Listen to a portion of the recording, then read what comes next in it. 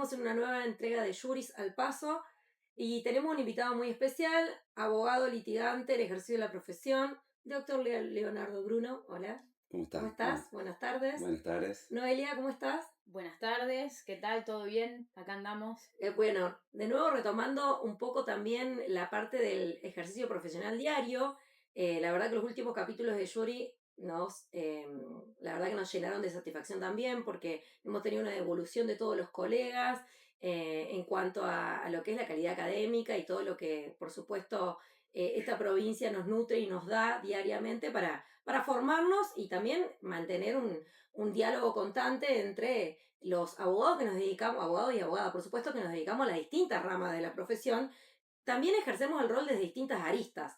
Así que la verdad que estamos muy contentos con esto y hoy invitamos también a Leonardo para hablar un poco de lo que han sido las reformas a nuestro Código Procesal Civil y Comercial, cómo es la práctica diaria en el fuero de daño, que Leonardo es especialista, ¿no? Especialista en el fuero de daño, también tenés un magíster. Y Leonardo, siempre preguntamos quién es Leonardo Bruno. ¿Es rosarino? ¿Es un colega? Rosarino, abogado, me definiría como abogado litigante, un abogado que patea los pasillos de Claro. tribunales, como decíamos antes, ahora no tanto porque estamos en una etapa mucho más digital. Ahora los pasillos son virtuales, Los pero no pasillos dejan de ser virtuales, pasillos. no dejan de ser pasillos. Pero bueno, me definiría como eso, como un abogado litigante. Bien, muy bien. Como no podía ser de otra forma, nuestra vara está muy alta y la seguimos dejando alta, así que bueno, es un placer que nos dediques un rato de tu tiempo hoy.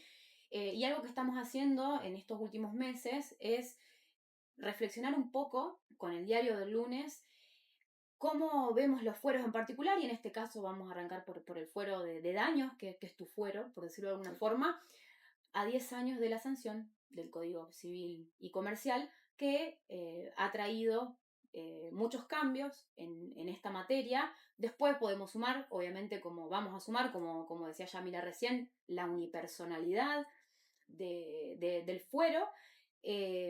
Así que bueno, ¿qué nos podés contar como para empezar con el diario del lunes y la foto ya de una década de las reformas del código?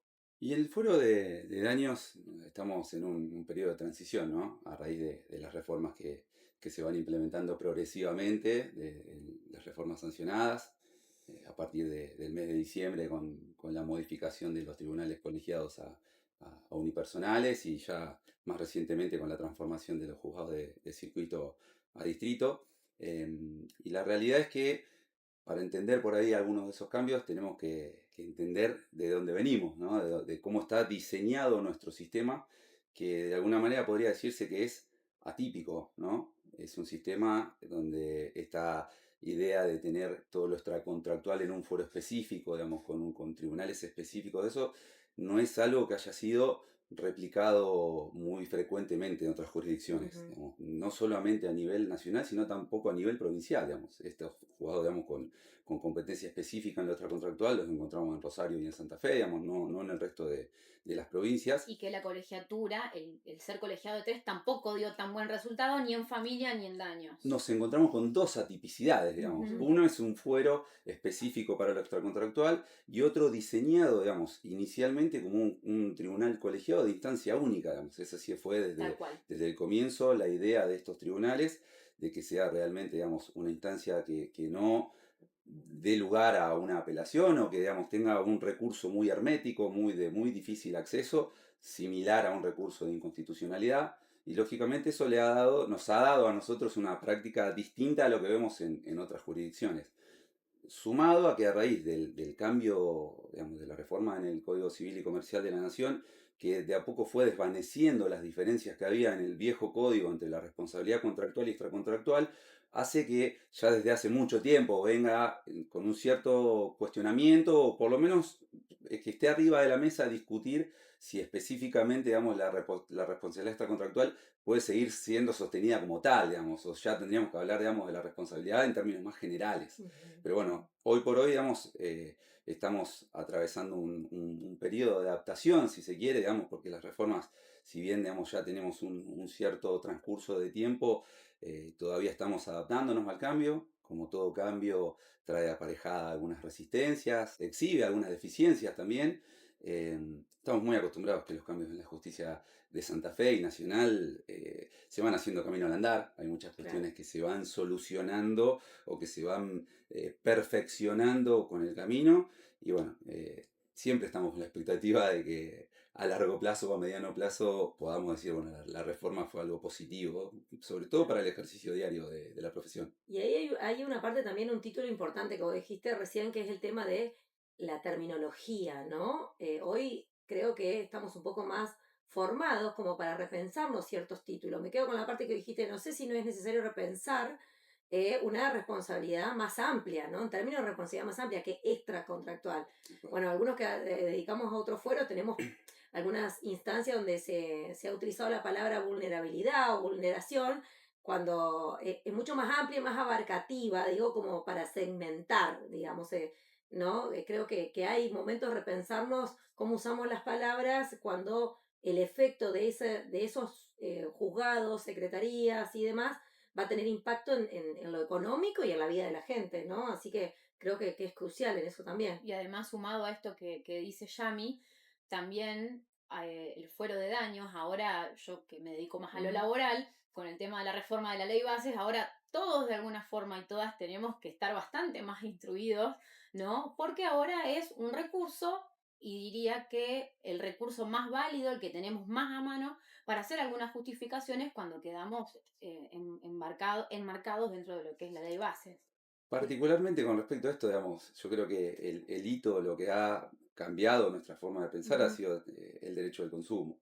El Claro. derecho de consumo en cuanto a responsabilidades atravesó transversalmente todo el sistema de responsabilidad que teníamos y nos obligó a repensarnos, a repensar, digamos, la conexidad contractual, la responsabilidad extracontractual, cómo unimos esos dos universos que en su momento estaban visiblemente separados y se empezaron a juntar. Y hoy por hoy nos damos cuenta, digamos, que el fenómeno de la responsabilidad civil, digamos, en sentido amplio, atraviesa todos los fueros, digamos, no solamente específicamente nuestra materia, sino, digamos, que prácticamente para toda la práctica de la profesión es un conocimiento que tenemos que tener y que vamos a encontrar la manera de encontrar una aplicación práctica a las enseñanzas del código. Sí, y el uso de las nuevas tecnologías también, inteligencia artificial, las cuestiones de los delitos informáticos que suceden, digamos, no hay duda de que ese recurso, como decía Noelia, que algunos que no nos dedicábamos con esa rama específica, tenés que formarte y hacerlo y poderlo llevar a la práctica. Aparte, incluso daños en los contextos de derecho de familia,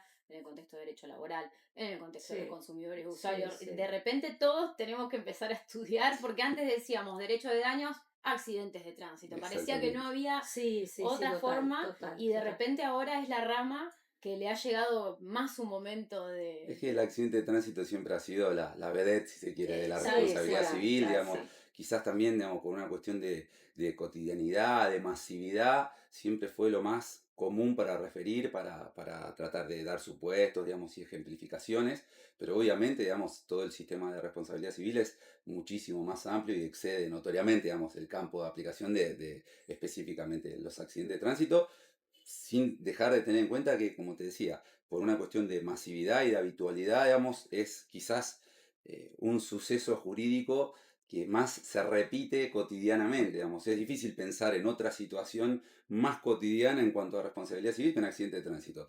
Lo vemos a diario, digamos, son Sí. cuestiones con las que, y hasta te diría que es algo con la que la gente está mucho más familiarizada. Ahora son las estafas virtuales. Tal cual, Claro. Sumamos a... tal Sí, cual. sí, sí. Y en lo específico, y ahí por ahí entrando un poco más lo técnico, y hablábamos de la referencia a la reforma, a los recientes 10 años de la reforma del Código Civil y Comercial de la Nación, y también, por supuesto, la reforma de nuestra ley local, de Código de Procedimiento, ¿no? Pero ahí, volviendo al tema del Código Civil y Comercial de la Nación, ¿qué avances, qué retroceso, qué pensás que tenemos que volver a ajustar en relación de responsabilidad civil? ¿Qué me puedes decir en relación a eso? Yo creo que Tu parecer, ¿no? hay muchos avances, ¿no? Ya partiendo de la constitucionalización del derecho privado, digamos, y de ver un poquito más la óptica de la reparación del daño desde la perspectiva de la víctima y no tanto como una sanción, digamos, obviamente es un avance al que vamos yendo.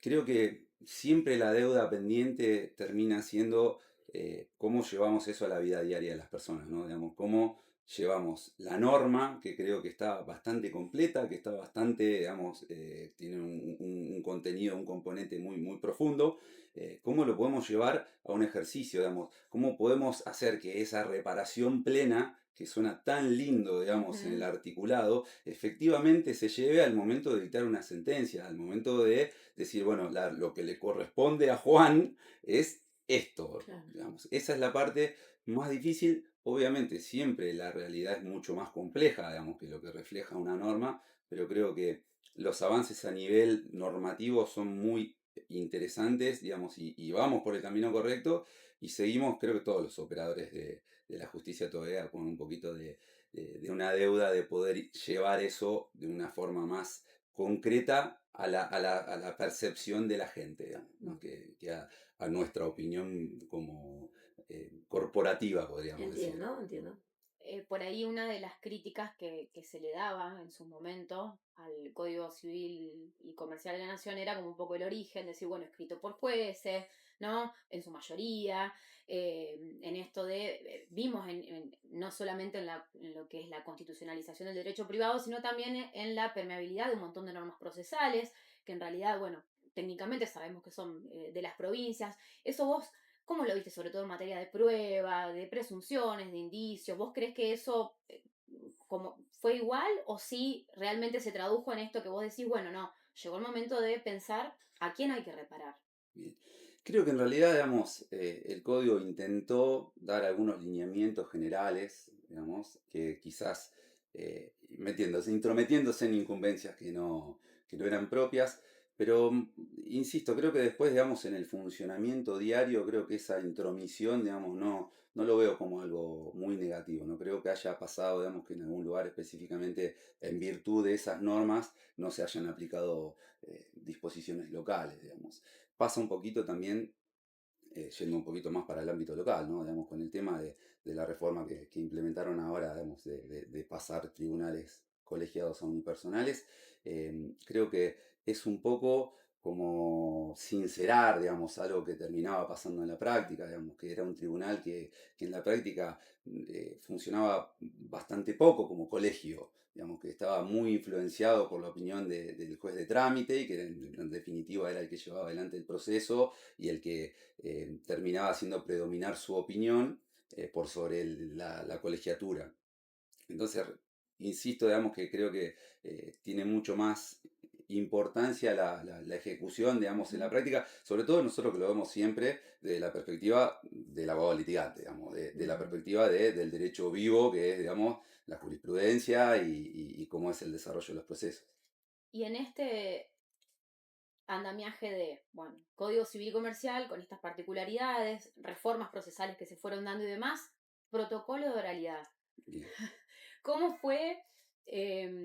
Porque también acá tenemos el Poder Judicial ejerciendo funciones más legislativas, ¿no? Y ya hemos visto por lo menos creo que dos reformas, aunque hayan sido una más integral, otra no, ley orgánica, como procedimiento, y sigue afuera, sigue esperando como su turno de entrar en la reforma integral, que mientras hay una comisión reformadora trabajando para que tengamos el mejor código de procedimiento posible, de golpe y porrazo salimos con reformas importantes, grandes y necesarias, materia recursiva, unipersonalización, todo esto obviamente, en el buen sentido lo digo, ¿no? Pero cómo permeó porque fue, creo, al menos en Santa Fe, en donde en principio empezó a operar distritos y colegiados. Como vos decís, el protocolo de oralidad vino a traer un cambio quizás necesario, digamos. A ver, creo que todos tenemos la sensación o teníamos la sensación de que había que hacer cambios, digamos, que la justicia con la configuración actual, incluso en la actualidad, digamos, hay cuestiones que no están como las quisiéramos, digamos, sobre todo en cuestiones de eficiencia, de rapidez de los procesos,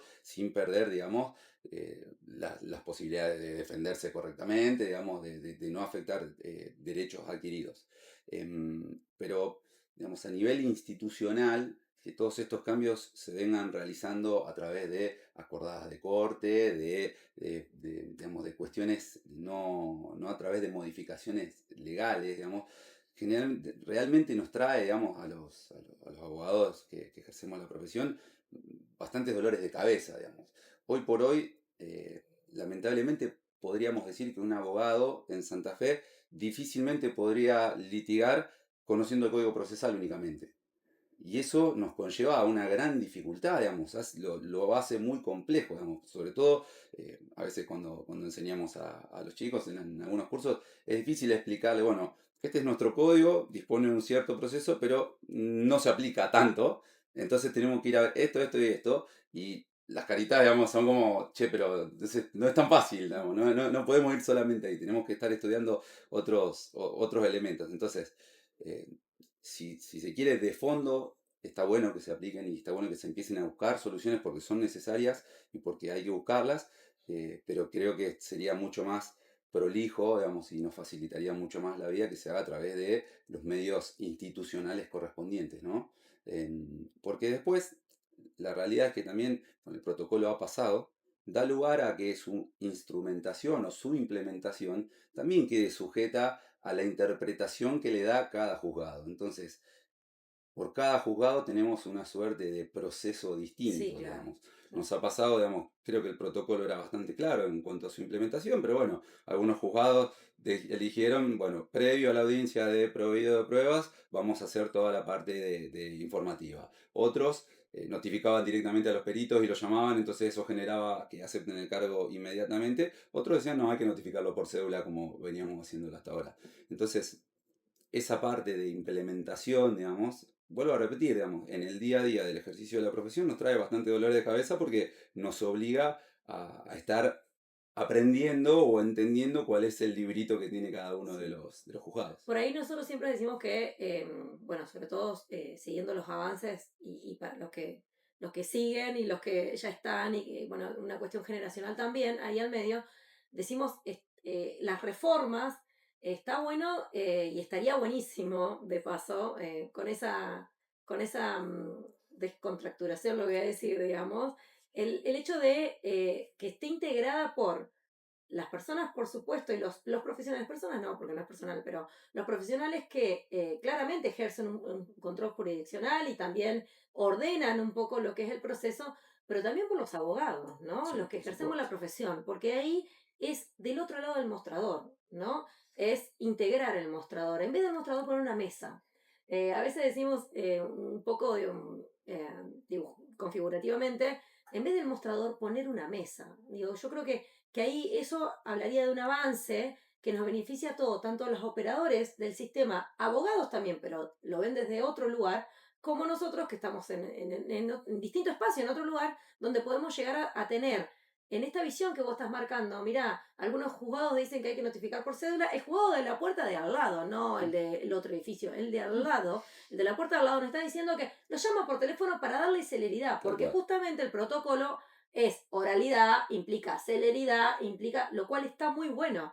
Pero lo que decimos es tratemos de unificar esta cuestión. ¿Por qué? Porque a ellos se les hace sumamente engorroso el cargo, el CIFE, todo lo que implica el ejercicio. Y a nosotros, no, esta es cédula papel firmada. ¿Firmada o con la firma digital? Y depende, ahí vamos de nuevo, depende, porque capaz que el juez te la observa cuando llega que no cumplía con las formalidades de la firma digital. Entonces, esas cuestiones, digamos, que parecerían un poco sonsas, te dilatan 2 semanas un proveído, ¿no? Entonces, esta cuestión digo que creo que no, que está bueno afinarla y poder trabajarla y trabajarla coordinadamente las instituciones, tanto las gremiales como las nuestras, digamos, los abogados en ejercicio de la profesión, como también el Poder Judicial y, bueno, los órganos intervinientes. Yo siempre digo en relación a eso que cuando técnicamente somos auxiliares de la justicia, Sí, no somos nada para mí, somos más, somos principales sí, Cual. sí, en sí, claro. igualdad en igualdad de condiciones que el resto, no es una cuestión ni demás, pero es realmente es muy provechoso el aporte que podemos hacer desde este lado, sobre todo esto que estamos como en esta convivencia de dos sistemas, porque los judiciales ven un CIFE y nosotros vemos otro CIFE, y voy a decir, pero ¿por qué me hace acá un compañero el informe de saldo? ¿Está vinculado al CIFE? Bueno, ¿lo puede ver? No, yo no lo puedo ver porque en realidad eso lo puede ver solamente el secretario. Ay, el secretario justo está de licencia. Entonces, en todas estas cuestiones, 2 semanas. Claro, Entonces, por y eso de nos empezar enojamos a todos con corrernos de todos ese también, lugar ¿no? Se de arma esa cosa. auxiliares, no somos principales. Sí, sí, Es yo que creo que sí. la cuestión, digamos, es Primero, que creo que no hay ningún cambio que funcione. Cuando nosotros pensamos que el sistema no está funcionando de la manera que nos gustaría, creo que sería muy simplista pensar que el problema viene o del Poder Sí, Judicial claro, o de claro. los abogados o de Totalmente. la normativa, ¿no? Sí, O no, sea, no. Totalmente. claramente el abordaje que hay que darle es un abordaje un poquito más integral. Para eso necesitas escuchar a todos los actores, digamos, Una necesitas mesa. escuchar a todos los que formamos parte, porque nosotros seguramente tenemos nuestra parte de culpa de que el Sí, sistema sí, no funcione total. bien, el Poder Judicial tiene a su vez su parte de culpa y a su vez cada uno tiene sus justificaciones. Tal Por O cual. sea, el supuesto. Poder Judicial siempre, digamos, por ahí amparado en una lógica falta de recursos, nosotros por ahí también amparados en que el ejercicio de la profesión en su día a día y también en su masividad a veces nos impide estar todo el tiempo atrás de un solo expediente, digamos, como para darle la celeridad que nos gustaría. Entonces, para empezar, digamos, cualquier cambio debería escuchar a todos los actores. Sí, sí, sí. Y en particular, digamos, como para ir un poquito más profundo de eso, digamos, sería no quedarnos solamente en la nominalidad de la reforma, digamos, Mm. simplemente en que exista una norma que dice el proceso tiene que ser más rápido. Estas cuestiones que se plantean, que son del día a día, que son sonzas, por decirlo de alguna Sí, sí, manera, no. digamos, pero que el juzgado te obligue a agregar un saldo de cuenta por CIFE y que eso obligue, o sea, a veces es también pensar los mecanismos que activa cada paso que damos, digamos, o sea, Ujú. porque el juzgado te pida que agregues algo, implica que alguien lo tiene que leer, lo tiene que recibir, se lo tiene que pasar al de cargo lo tiene que proveer, el que provee lo sube. O sea, también hay todo un recorrido ahí adentro que explica la demora. Y quizás, digamos, el problema que estamos teniendo hoy día no es tanto de normativa, sino de implementación, Tal sino, cual, porque ya digamos, estamos del súper día a día, habituados tal y ya cual. sabemos este Frankenstein que tenemos ahora, Sí, pero Sí, sí. ya nadie lo discute. Sí, tal ahí, cual. ahí retomo algo de normativa porque hay varias cuestiones de aplicabilidad, ¿no? De la norma.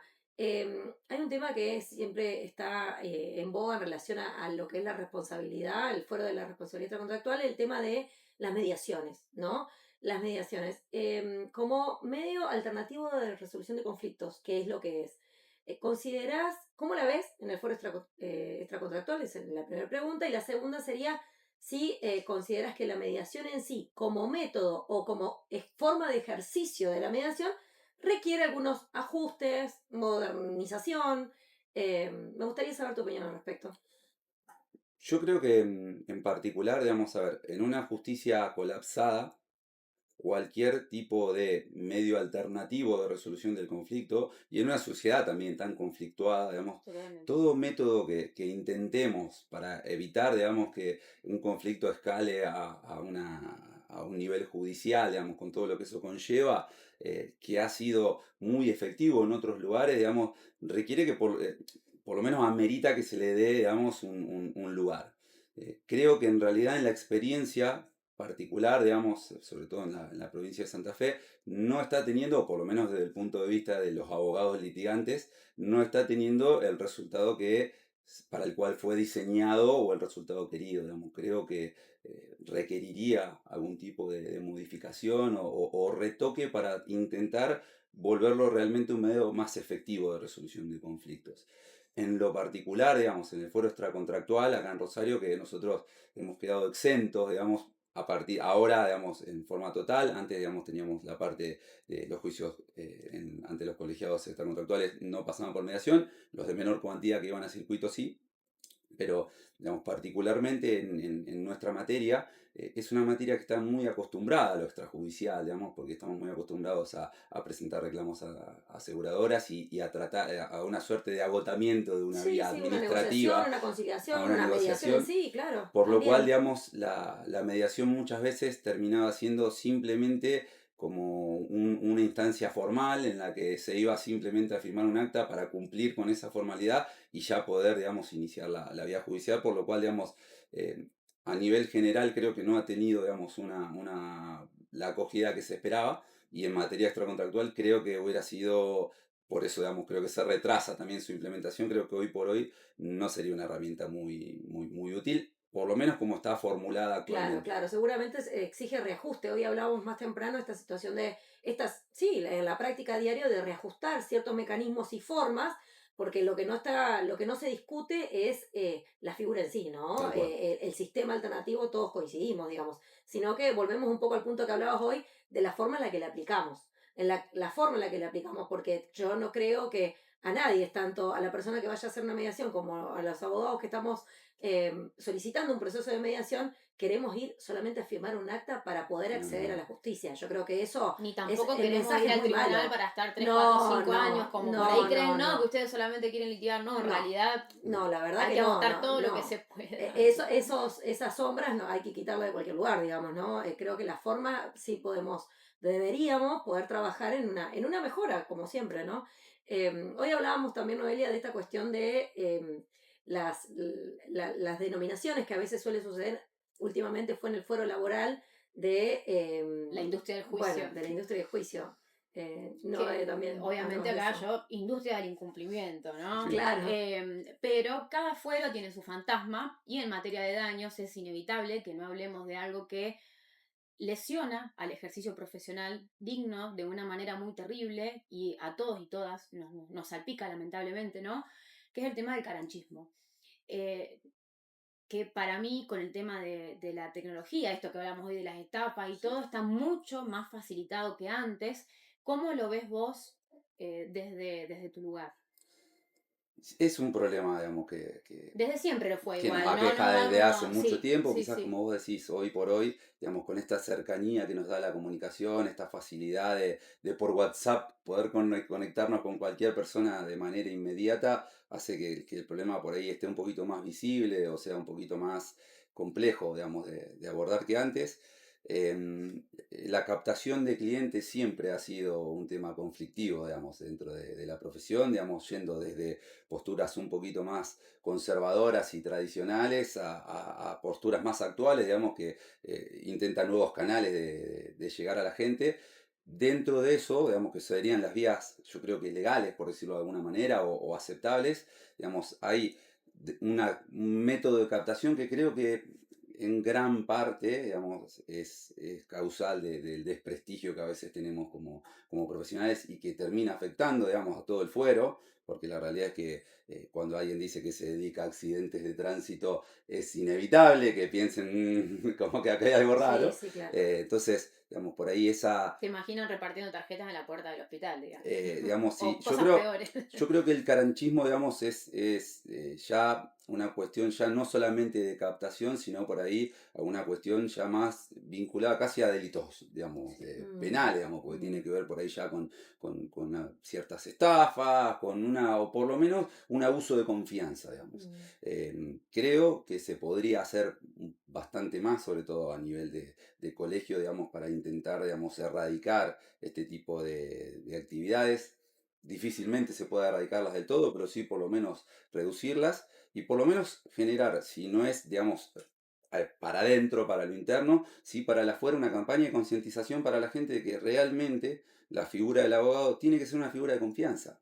¿No? Tiene que ser alguien en la que realmente uno está depositando su patrimonio, su salud, digamos, algo muy importante como para terminar resolviéndolo en la guardia de un hospital firmando un poder ante un escribano, Claro, En un claro. digamos. contexto de hipervulnerabilidad. Cuanto menos, digamos, me parece que hay algunas situaciones que podrían fácilmente atacarse, digamos, y evitar este tipo de situaciones que, como digo, de fondo el problema general que tienen es que desprestigian a toda la profesión. Sí, eso incluso las generalizaciones no son buenas, ¿no? Hemos tenido últimamente unas expresiones del presidente que todos, creo que las instituciones, por lo menos que nos representan en la provincia, han salido a repudiar del país entero, digamos, han salido a repudiar, pero también creo que nos interpela internamente a que nosotros también vayamos en pos de esto, ¿no? Porque el poder hablarle al cliente desde la confianza, de que puede depositar, por supuesto, su trabajo, su confianza en nosotros y en nuestro trabajo, es creo que condición también de que nosotros nos responsabilicemos de cómo ejercemos y cómo lo trabajamos, ¿no? Habla un poco de la interna. Y esta expresión carancho, digamos que nosotros también no nos familiaricemos con esto, No. porque la verdad que es peyorativo y también genera una discordia porque digamos, bueno, a los abogados les asociamos a esto. Entonces después tenemos que salir a buscar alguna otra ave o qué para significar algún accionar de otra profesión que creo que no está bueno, ¿no? Entonces habla mucho de nosotros, de cómo trabajamos esta cuestión, que es repudiable de cualquier lado. También creo que desde nuestra postura tenemos que volver a reivindicar lo que es el trabajo del Sí, abogado, claro, digamos. claro. O sea, creo que no tenemos que entrar en esa crítica que hay, digamos, porque la realidad es que la mayoría de los abogados laburan muy bien, la mayoría de los abogados son muy honestos Sí, sí, y seguro. resulta un poco injusto quizás, digamos, que paguen justos por pecadores, digamos, Sí, sí, y en sí. eso también tiene mucho que ver también nuestro lenguaje, nuestra forma de comunicación con el cliente, digamos, las épocas van cambiando y también la forma de ejercer la profesión va cambiando. Yo creo que hoy por hoy, digamos, tenemos que trabajar mucho en la comunicación, en cómo expresamos, en cómo comunicamos, cómo defendemos también nuestras incumbencias y cómo defendemos también lo que hacemos en el día a día, digamos.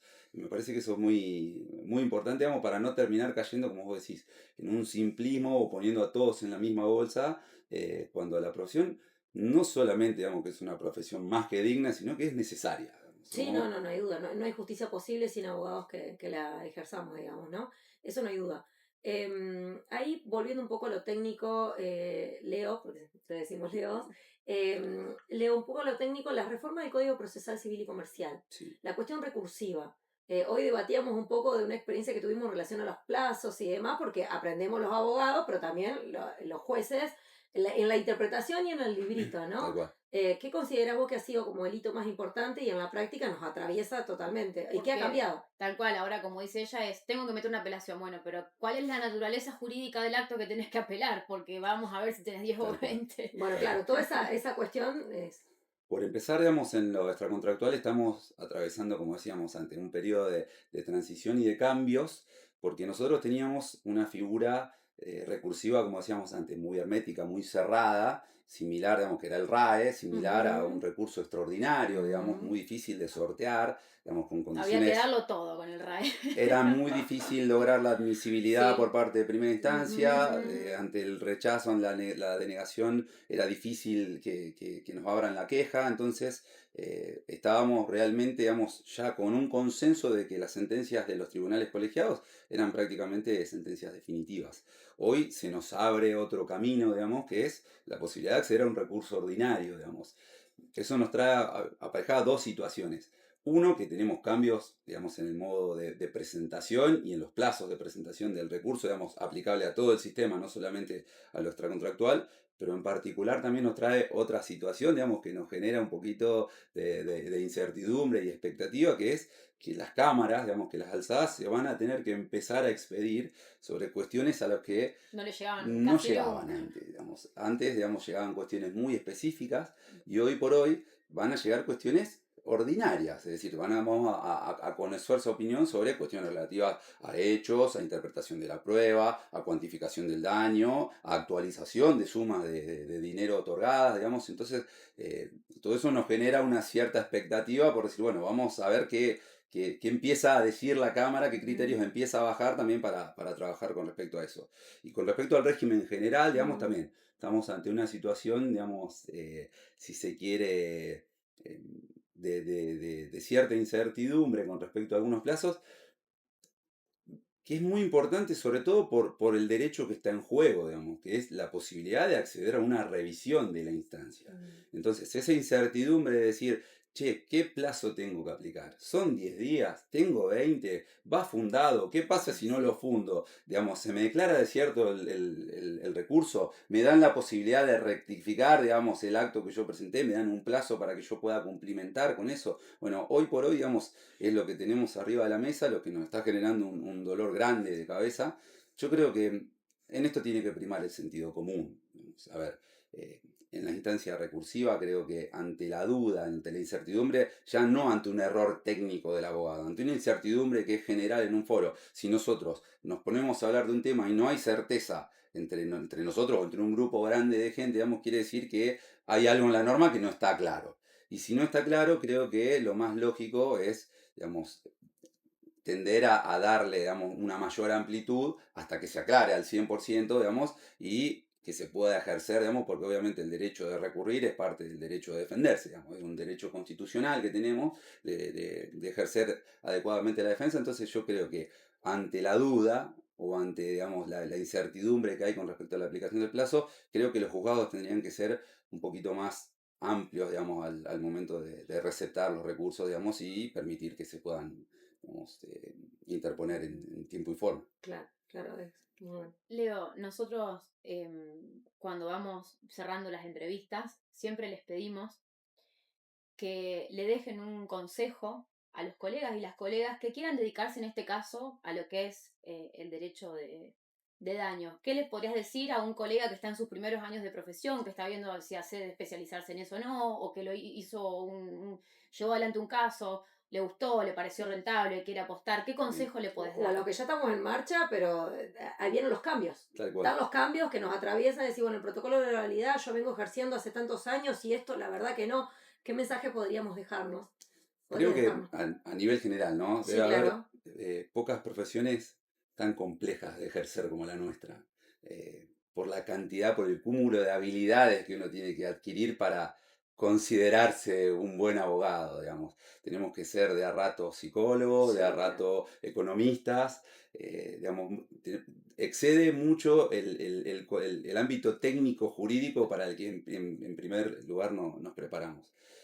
Creo que cualquier consejo, o el primer consejo que daría a los que recién empiezan, y también para nosotros que ya tenemos un par de años en el lomo, es no perder la pasión que tenemos por lo que hacemos, no perder las ganas de aprender, no perder las ganas de intentar cambiar, digamos, lo que entendemos que no está bien. Eso me parece que es un mensaje que tenemos que repetirnos a diario cuando a veces las cosas no salen. Principalmente al comienzo, digamos, cuando uno comienza a ejercer, hay quizás algo de frustración, en particular por esto que decíamos, porque por ahí uno cree que, bueno, que las soluciones las vamos a encontrar en un código y resulta que no están solamente en el código, hay mucha normativa y hay cuestiones de la práctica y eso genera una cierta frustración o ciertos temores, entonces creo que lo principal para esta rama y para cualquier rama es no perder esa pasión, esas ganas de aprender, esas ganas de preguntar, digamos, de seguir informándose. Y en lo particular, digamos, del foro, que va muy vinculado al tema que hablábamos antes, es no perder la integridad, digamos, no perder, entender, digamos, no caer, digamos, en algunos vicios que pueda haber cuando uno entra al sistema, decir, bueno, esta forma de captar clientes no está mal porque lo hacen todos o vi que lo hacían varios, digamos. Creo que está bueno tener tu impronta y saber que a la larga, con el tiempo, ser honesto, digamos, y ejercer la profesión de una manera íntegra da sus dividendos, digamos. A la larga, digamos, quizás en un primer comienzo se hace un poquito más duro, pero a la larga, digamos, tiene su recompensa, sobre todo, primero a nivel personal, pero también a nivel, digamos, profesional. Clarísimo. Colegas, esto fue Yuri Salpazo. Hoy nos acompañó el doctor Leonardo Bruno. Nos vemos en la próxima entrega.